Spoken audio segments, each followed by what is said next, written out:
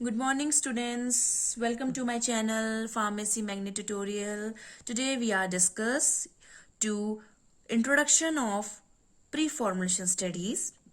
That is unit first of your subject Industrial Pharmacy fifth semester. तो आज हम industrial pharmacy का पहला चैप्टर स्टार्ट कर रहे हैं जिसका नाम है प्री फॉर्मुलेशन स्टडीज, जिसमें आज हम लेक्चर फर्स्ट में देखेंगे प्री फॉर्मुलेशन स्टडीज होता क्या है।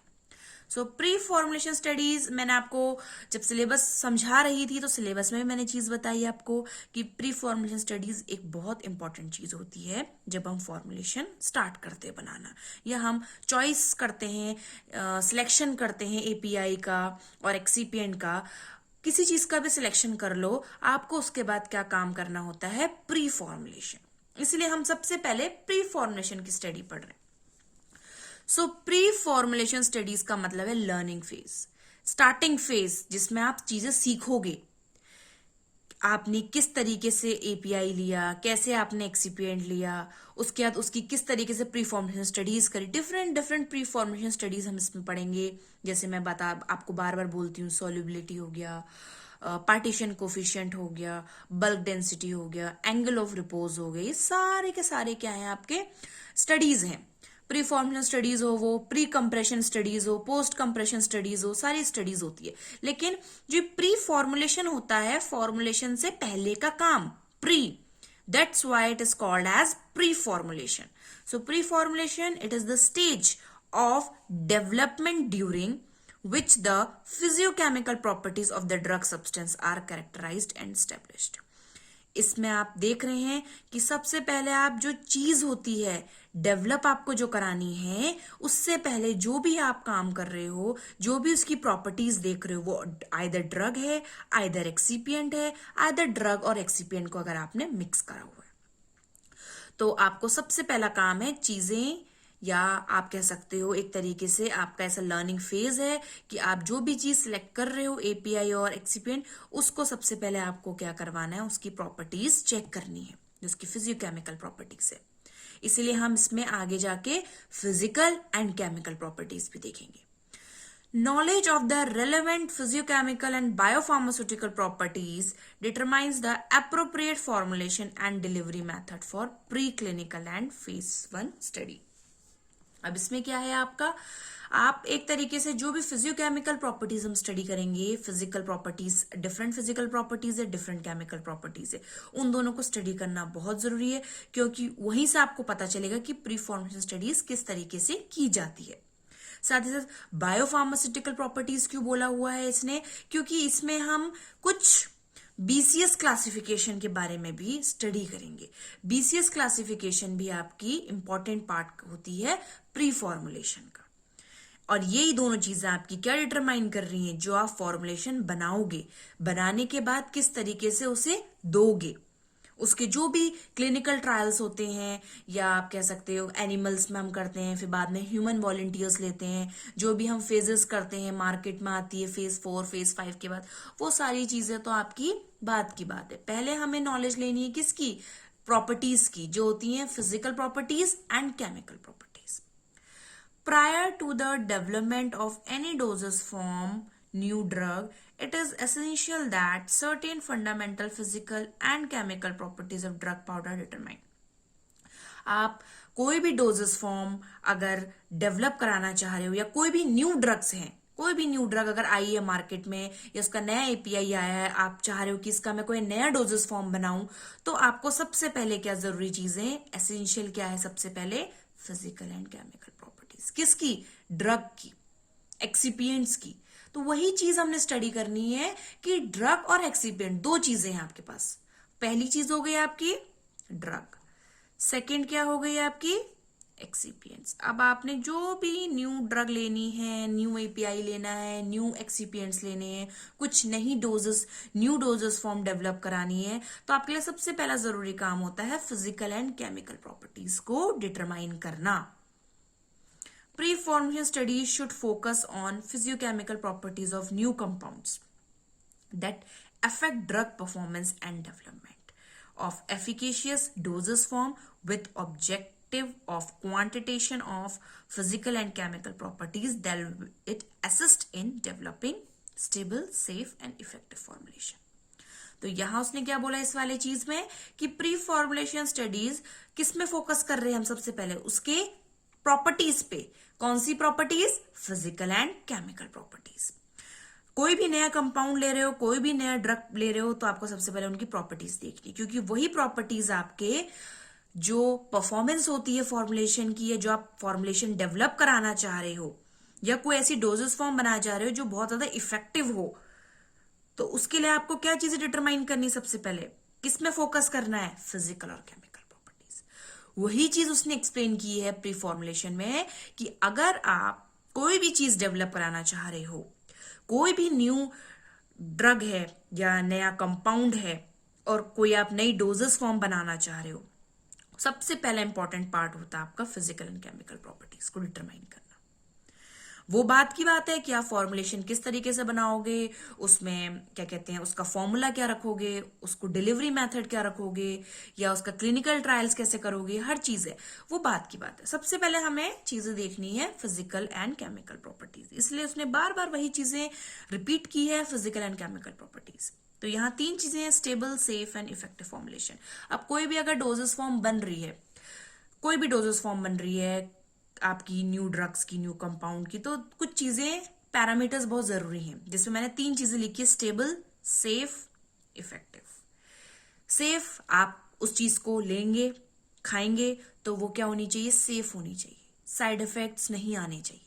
स्टेबल, जब आप उस फॉर्मुलेशन को बना ले रहे हो या प्री फॉर्मुलेशन स्टडीज कर ले रहे हो, आगे तुमने सारी फॉर्मुलेशन भी कर दी है, तो आपका डोजेस फॉर्म क्या होनी चाहिए? स्टेबल रहनी चाहिए। स्टेबिलिटी फैक्टर जिसको हम बार बार बोलते हैं। टैबलेट अगर आप बनाते हो, तो टैबलेट बनाने के बाद भी एक पॉइंट होता है लास्ट में, स्टेबिलिटी फैक्टर और स्टोरेज कंडीशन, बहुत जरूरी है। लास्ट होता है इफेक्टिव, वही है सेफ, इफेक्टिव। खा रहे हो उस चीज को, तो वो सेफ होनी चाहिए बॉडी के लिए, और बॉडी में जो थेरेपेटिक रिस्पॉन्स और जो थेरेपेटिक इफेक्ट आता है, वो भी क्या होना चाहिए? इफेक्टिव होना चाहिए। तो तीन चीजें, स्टेबल, सेफ एंड इफेक्टिव।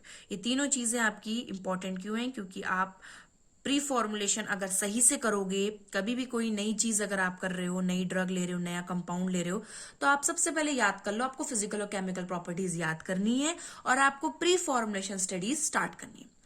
क्योंकि हमेशा बोलते हैं कोई भी फॉर्मुलेशन बनाना चाहते हो तो उसके स्टेप्स होते हैं, first step, second step, third step.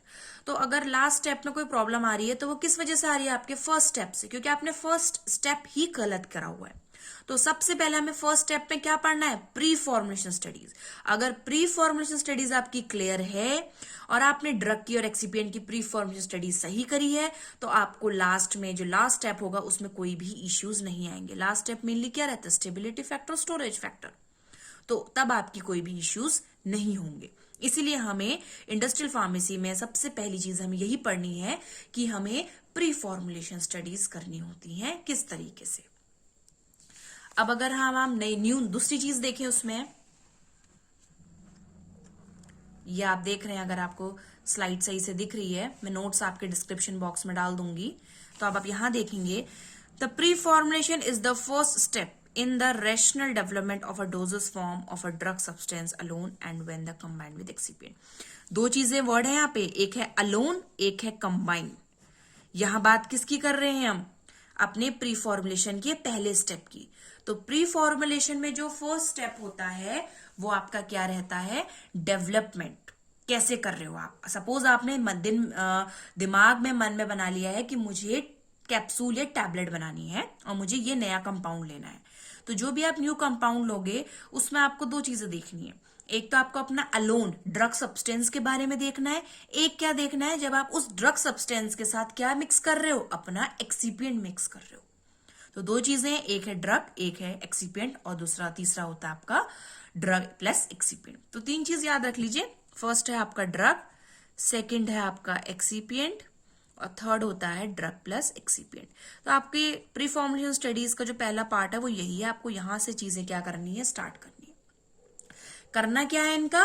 Physical and chemical properties. Goals के बारे में अगर हम पढ़ते हैं, to formulate an elegant, safe, efficacious doses form with a good bioavailability. पहली गोल यही रहेगा हमारा कि जो हम फॉर्मुलेशन बना रहे हैं वो एलिगेंट हो, सेफ होनी चाहिए बॉडी के लिए, इफेक्टिव प्रोसेस होना चाहिए, उसका बॉडी में थेरेप्यूटिक इफेक्ट अच्छा आए और साथ ही उसकी बायोबिलिटी भी अच्छी होनी चाहिए। बायोबिलिटी आप सबको पता ही है कि कितनी जल्दी आपकी ड्रग कहाँ पहुंच रही है, ब्लड स्ट्रीम में पहुंच रही है, क्योंकि कोई भी चीज आप खाते हो दवाइयां तो उसका ब्लड स्ट्रीम में पहुंचना सबसे इंपॉर्टेंट चीज होती है। तो जितनी जल्दी ब्लड स्ट्रीम में पहुंचेगी उतनी अच्छी उसकी क्या रहेगी, बायोबिलिटी रहेगी। नेक्स्ट क्या गोल है उसका, to formulate new doses form of already existing drug. ये भी एक गोल होता है लोगों का कि कोई ड्रग एग्जिस्ट है बहुत टाइम से और उसका कोई नया डोजेस फॉर्म बनाना है। सपोज वो मार्केट में टैबलेट आती है उसकी और कैप्सूल नहीं आता, तो आपको सर्च करना पड़ेगा, रिसर्च करनी पड़ेगी कि हम इसी एग्जिस्टिंग ड्रग की किस तरीके से कैप्सूल बनाए या कैसे सेमी सॉलिड डोजेस फॉर्म बनाए या कैसे लिक्विड ओरल्स बनाए। तो आपको नई डोजेस फॉर्म किस तरीके से आप अपनी बना सकते हो एक कोई एग्जिस्टिंग ड्रग के साथ। नेक्स्ट गोल क्या है, to establish the physiochemical parameters of new drug. कैसे आप अपने physiochemical parameters, physical and chemical parameters नई ड्रग्स के किस तरीके से स्टैब्लिश कर सको। To establish its compatibility with common excipient. ये कंपैटिबिलिटी भी बहुत इंपॉर्टेंट पॉइंट है। कंपैटिबिलिटी मीन्स होता है आपस की कंपैटिबिलिटी, जो हम करते हैं हमेशा नॉर्मल चीजों में कि भैया एक लड़का एक लड़की है तो उनकी आपस में कंपैटिबिलिटी कैसी है, दोस्त है उनकी कंपैटिबिलिटी कैसी है। यहां भी वही कंपैटिबिलिटी की बात हो रही है। अगर आप ड्रग और एक्सीपिएंट को मिक्स कर रहे हो, आपने सोचा है कि मैं ये ड्रग ले लूंगा और ये एक्सीपिएंट से मिक्स कर दूंगा, लेकिन आप ऐसे मिक्स नहीं कर सकते हो। इसके लिए भी एक प्री फॉर्मुलेशन फैक्टर होता है जिसका नाम होता है कंपैटिबिलिटी। तो कंपैटिबिलिटी देखनी पड़ती है कि उस ड्रग की उस एक्सीपिएंट के संग कंपैटिबिलिटी कैसी है, वो साथ में इनकम्पैटिबल तो नहीं है। तो उस कंपैटिबिलिटी को भी हमने फोकस करना है अपना, कि एक्सीपिएंट की आपस में कंपैटिबिलिटी कैसी है और एक्सीपिएंट को जब हम एपीआई के संग मिक्स कर रहे हैं तब कंपैटिबिलिटी कैसी है। Determination of all the properties of drug and the best suitable doses form for the drug molecules. वही चीज है कि आप जो भी ड्रग मॉलिक्यूल्स ले रहे हो उसके लिए जो भी डोजेस फॉर्म आप प्रिपेयर कर रहे हो, बेस्ट अगर आपको बनाना है तो आपको उसकी स्टडी करनी पड़ेगी। क्या प्रॉपर्टीज, हर एक जगह यही चीज है। ये कुछ गोल्स थे हमारे। अब कुछ ऑब्जेक्टिव्स भी हैं। 3 objectives are there. First, to generate useful data needed in the developing stable and safe doses form that can be manufactured on a commercial scale। Same चीज है कि अगर आपको क्या करनी है, कोई भी चीजें डेवलप करनी है तो उसमें 2 चीजें याद रखो, एक याद रखो स्टेबल, एक याद रखो सेफ। सेफ होनी चाहिए, स्टेबल होनी चाहिए और इफेक्टिव डोजेस फॉर्म होनी चाहिए। ये हमारा पहला ऑब्जेक्टिव है।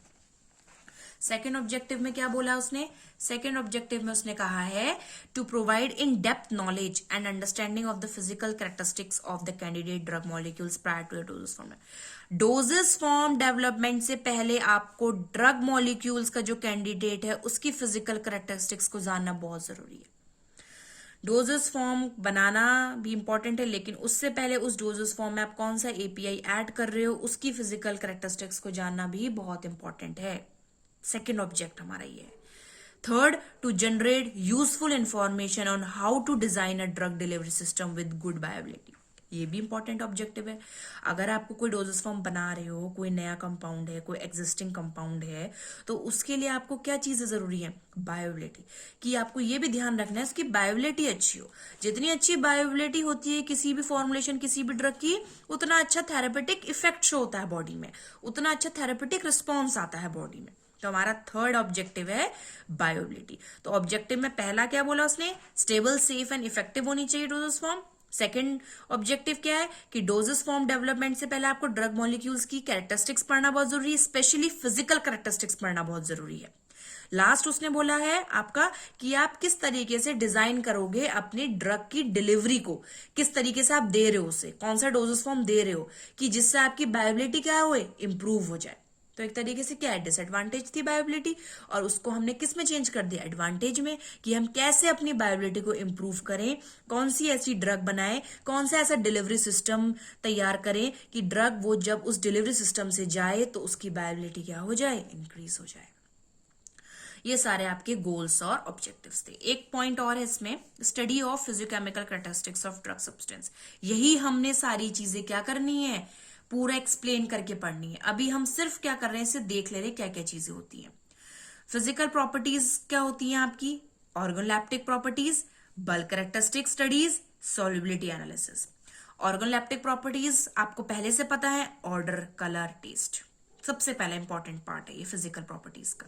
सेकंड है बल्क कैरेक्टरिस्टिक स्टडीज, जिसमें आपको क्रिस्टलिटी एंड पॉलीमॉर्फिज्म की स्टडी करनी है, हाइग्रोस्कोपिसिटी पढ़ना है, बल्क डेंसिटी पढ़ना है, पाउडर फ्लो प्रॉपर्टीज पढ़ना है, कंप्रेशन प्रॉपर्टीज पढ़नी है, पार्टिकल साइज पढ़ना है और ड्रग एक्सिपिएंट कंपैटिबिलिटी पढ़ना है। ये ड्रग एक्सिपिएंट कंपैटिबिलिटी हमने गोल्स में भी देखा था कि गोल क्या है हमारा, कि हमारी कंपैटिबिलिटी एक्सिपिएंट की आपस में क्या होनी चाहिए, अच्छी होनी चाहिए, और ड्रग और एक्सिपिएंट की भी आपस में कंपैटिबिलिटी क्या होनी चाहिए, अच्छी होनी चाहिए। नेक्स्ट है सॉल्युबिलिटी एनालिसिस, जिसमें आपका पीकेए डिटर्मिनेशन है। बल्क कैरेक्टरिस्टिक्स में bulk density, powder flow properties, particle size, drug excipient compatibility आपने थोड़ा बहुत स्टडी करा हुआ है अपने 3rd सेमेस्टर और 4th सेमेस्टर में, लेकिन हम इन सबको एक्सप्लेन करके स्टडी करेंगे। लास्ट आपका है सॉल्युबिलिटी एनालिसिस, जिसमें आप पीके डिटर्मिनेशन पढ़ रहे हो। पीके का डिटर्मिनेशन किस तरीके से होगा, और उसके बाद हमारा है पार्टीशन कोफिशिएंट। नेक्स्ट है डिसोल्यूशन स्टडीज और पीएच। सॉल्युबिलिटी एनालिसिस में हमारा पूरा का पूरा ये 4 पॉइंट्स आएंगे। फिर है स्टेबिलिटी एनालिसिस, सबसे लास्ट, जो मैंने हमेशा बोला है कि स्टेबिलिटी लास्ट फैक्टर होता है, जिसमें हम सॉलिड स्टेट स्टेबिलिटी के बारे में पढ़ेंगे और सॉल्यूशन स्टेट स्टेबिलिटी के।